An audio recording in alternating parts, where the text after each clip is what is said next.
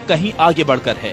दुनिया जिस बीमारी को समझने में किसी को सफलता नहीं मिल रही, वायरल मैसेज में दावा किया जा रहा है कि इस बीमारी के शुरू होने से लेकर खत्म होने तक की पूरी कहानी हमारे वेद पुराणों में 10,000 साल पहले से दर्ज है। 10,000 साल पहले ही हो गई थी कोरोना की भविष्यवाणी। पूर्व के एक देश से चंद्रग्रहण पर कोरोना के फैलने की भविष्यवाणी।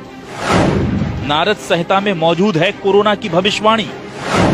पुराणों में भी इस बीमारी का साफ साफ जिक्र। कोरोना के खत्म होने की तारीख भी पुराणों में दर्ज। यहीं से हमारी पड़ताल शुरू हुई।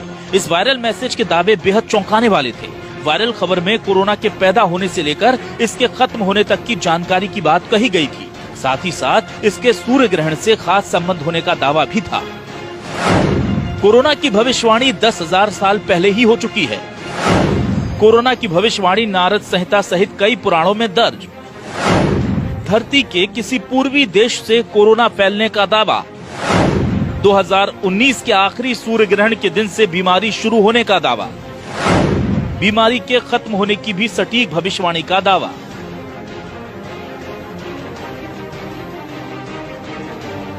हमने जब वायरल मैसेज को गौर से देखा तो इसमें साफ साफ लिखा है कि नारद संहिता में इस बीमारी की भविष्यवाणी दर्ज है। इसलिए हमने अपनी जांच की दिशा नारद संहिता के जानकार लोगों की तरफ मोड़ दी।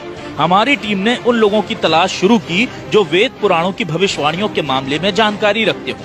काफी जद्दोजहद करने के बाद खुशकिस्मती से हमें मिल गए मनमोहन शर्मा।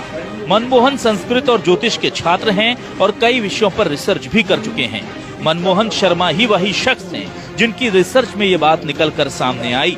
उनका दावा है कि नारद संहिता में एक श्लोक है जिसमें इस बात का जिक्र किया गया है कि ये वायरस कब और कहां से आएगा। मैंने देखा कि महारोग शब्द मुझे यहाँ मिला। महारोग शब्द मिलने पर मैं आश्चर्यचकित हो गया और मुझे लगा कि हमारे ग्रंथों में ये बहुत पहले ये वर्णन किया है।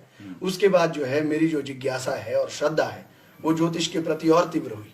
फिर अध्ययन करते करते मैंने अनेक ग्रंथों को जब देखा और समझा, फिर उसी वर्ष के जो वर्षपति थे वो शनि थे, तो उसमें भी जो है बृहत संहिता में वर्णन मिलता है, शनिश्चरे भूमि पतहु सकृद रोगैहि परिपीड़िताः जनाः। अर्थात अगर वर्ष के राजा शनि हो जाए तो लोग जो है रोगों से पीड़ित होते हैं।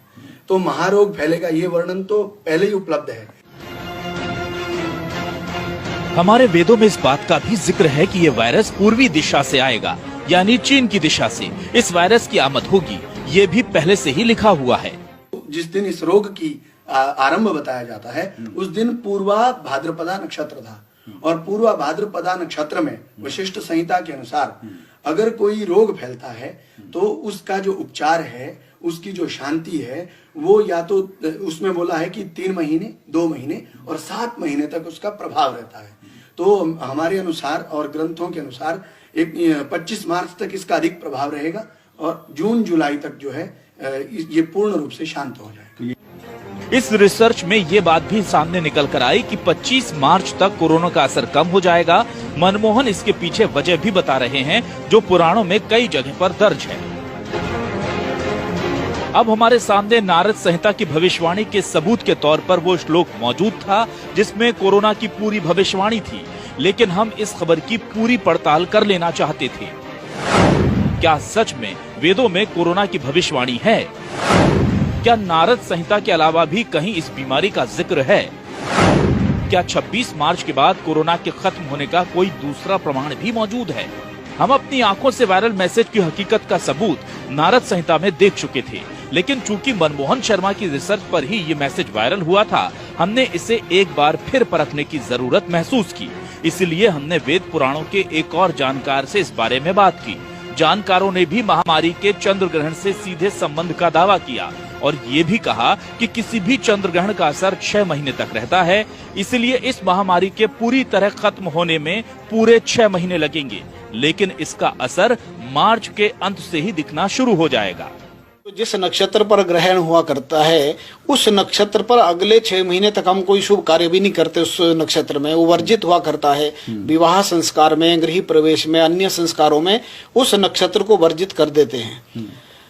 किंतु उसमें दो कारण है, या तो 6 महीने तक वो आगे तक उसका फल रहेगा, उसका प्रभाव उस नक्षत्र पर रहेगा, या संवत्सर बदलने पर उसका प्रभाव कम हुआ करता है। तो मेरे ख्याल से संभवतः ये एक संभावना की जा सकती है कि 24 मार्च को संवत्सर बदलेगा, 25 तारीख से नया संवत शुरू होगा, तो ये प्रभाव जो है खत्म हो जाएगा। हैरानी वाली बात यह कि इस बार भी हमें लगभग वही बातें बताई गईं जो इससे पहले बताई गई थी।